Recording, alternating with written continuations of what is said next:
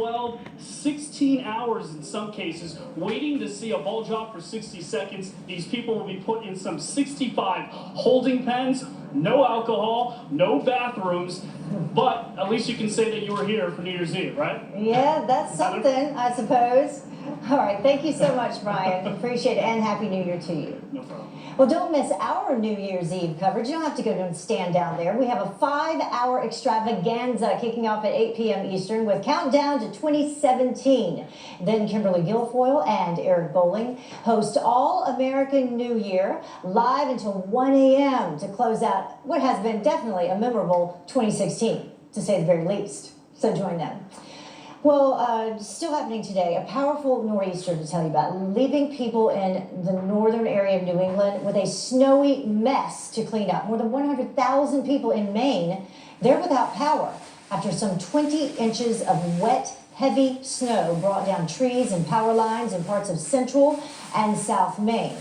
Crews are working around the clock, but it may not be in time to watch the ball drop. What? On TV? Chief Meteorologist Rick Reichmuth joins us now live from the Fox Weather Center. Now, you know those folks want their power back on. Yeah, it's going to take a while. It's a lot of people without power. It's also, in a lot of cases, some pretty rural areas, so it's going to take some time to get everybody out there. Temperature-wise, not that bad behind this storm, still below freezing. And with all that snow on the ground, you certainly need the heat. It's going to take a little bit of time. Here's your temps right now, and you notice nobody really cold. And that's going to be kind of the story, at least for the next couple of days. But we do have some cold weather coming to tell you about. This is what we're looking at right now. Still a little wind moving across the Great Lakes. We're seeing some more snowfall across some of those areas, and we'll see some bands accumulating some pretty good snow, maybe 6 to 12 inches or so. This is a future radar. You see those bands of lake effect snow. We'll go through the day today, and then we'll go into tomorrow. And we have this storm that's brewing across parts of the southeast. This is going to be our Saturday afternoon rainmaker, and then out across parts of the southwest, more rain moving in, which is always good news. But by the time we get to midnight tomorrow night, here you go. Everybody really looking pretty good. LA a little bit cool and cloudy. We have that rain down across the south, but go in across coastal areas of the northeast and in towards Times Square. Looking really good. Temps around 40 degrees. We'll see just a few clouds in the skies, but not that bad. A few other cities for midnight, for New Year's Eve. Take a look at this. Miami, really nice, 72 degrees. Go in across parts of Canada towards the Great Lakes, you're fine. Phoenix, you're fine. Seattle, a little bit chilly for you for this time of year. But overall, not looking that bad for New Year's Eve. Pretty good. Hopefully an indication of things to come with the new year. No, maybe. Not at all. No, Cold air coming in right behind us. It's going to be really cold next week. All right, you're being a Grinch. Yep, sorry. Thank you. You bet. Well, deep discounts, not enough for one guy. Instead, he does his post-holiday shopping with a sledgehammer. What he got away with, we'll show you. Plus, is President Obama trying to tie the hands of the Trump administration? We do wonder about the rush to do all of these things in the next couple of weeks by the Obama administration and how that may upend longstanding U.S. policy.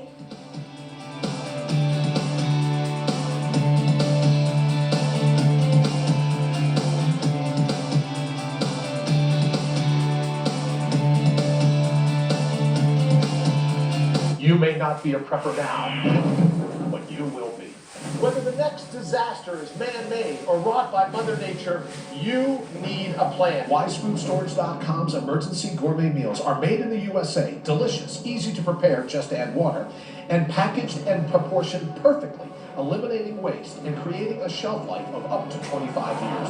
Get your free sample now. Call in the next 15 minutes and get your free survival guide. Call 888-731-5532. Are you missing out on life because you're putting off neck or back surgery? Call Laser Spine Institute, the leader in minimally invasive spine surgery, to learn how a less than 1-inch incision can have you up and walking within a few hours of surgery, free from chronic back pain, and with no hospital stay and no lengthy recovery. If you or a loved one have been diagnosed with spinal stenosis, bulging or herniated disc, sciatica, or other chronic conditions, call today for your no-cost MRI review. My boss would send me home because I was in excruciating pain. Going to Laser Spine Institute, I go in, I have the procedure, and walk out a changed person. I can't tell you how much happier I am. It's changed my life completely.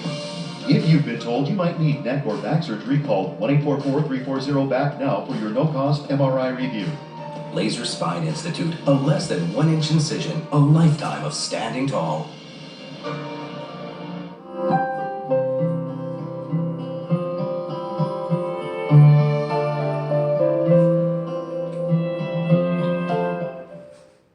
Grandma, can you come out and play?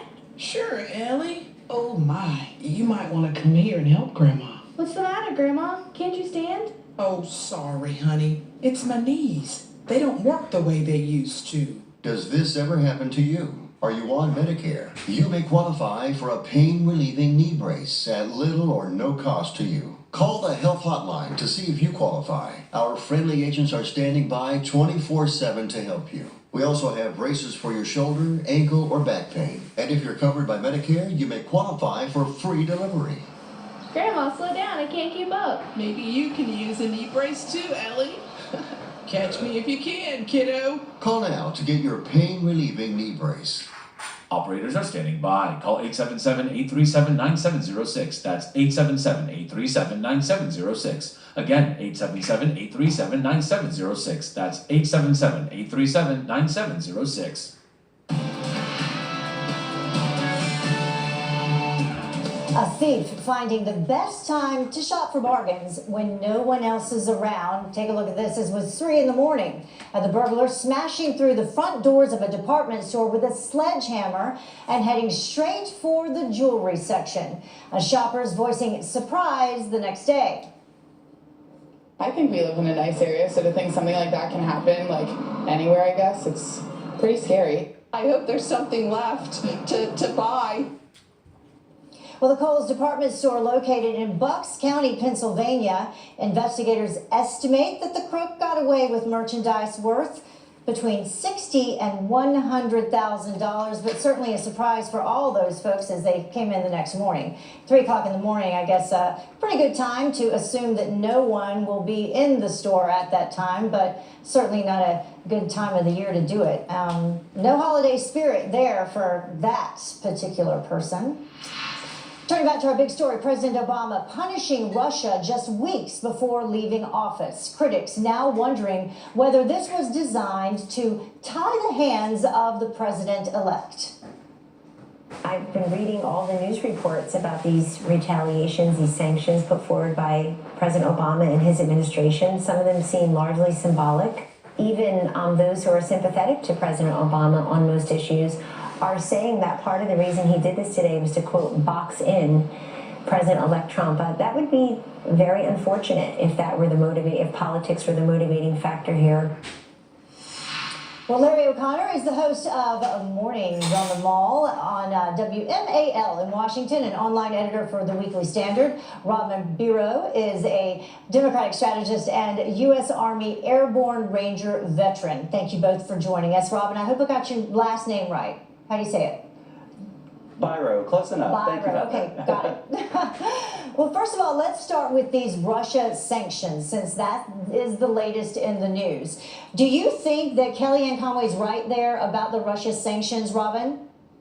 Heather, it would be unfortunate if it were meant just to box in President-elect Trump, but the fact remains that this happened under President Obama's watch. He is our protector-in-chief. He had to take action and send the message that we will not tolerate cybersecurity attacks, and there had to be sanctions. So he's just looking out for the greater good. It is not, in my opinion, politicized. I served in his staff as campaign director in 2008, and then I served under him when he was my commander-in-chief in the Army. So I have every confidence that he's just looking out for us and doing what he feels is best for our national security. But Larry, it does put the president-elect in a difficult situation because he reverses the sanctions. Then that puts in jeopardy his restart of sorts with Russia and kind of going down a new road with them, as he has insinuated during the entire campaign. Well, I suppose. Listen, if Barack Obama has been our protector-in-chief, he did a pretty lousy job when it comes to cybersecurity. Look at what happened under his watch. And we knew about this. The FBI let the DNC know about it last year. And then, of course, they came out with their founding for political purposes over the last couple of weeks. Now he does the sanctions. It reeks.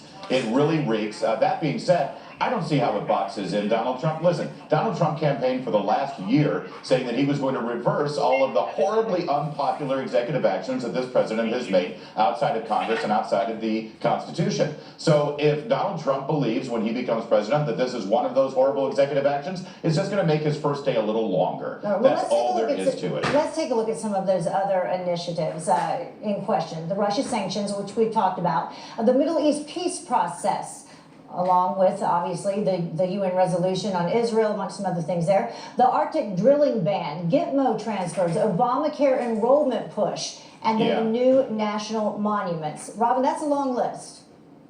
It is a long list, Heather, and it's completely understandable. He's got very limited time left in office. He's been trying for 8 years to get some of these initiatives taken care of, and now he's trying to close the loop on what he did, because all we've heard from Donald Trump is to believe him that these things will happen. President Obama is trying to set the country up for success, because I mean it as no slight to Donald Trump, but he's inexperienced. He was elected in part due to his inexperience, but the president has President experience. Obama was inexperienced the first time around.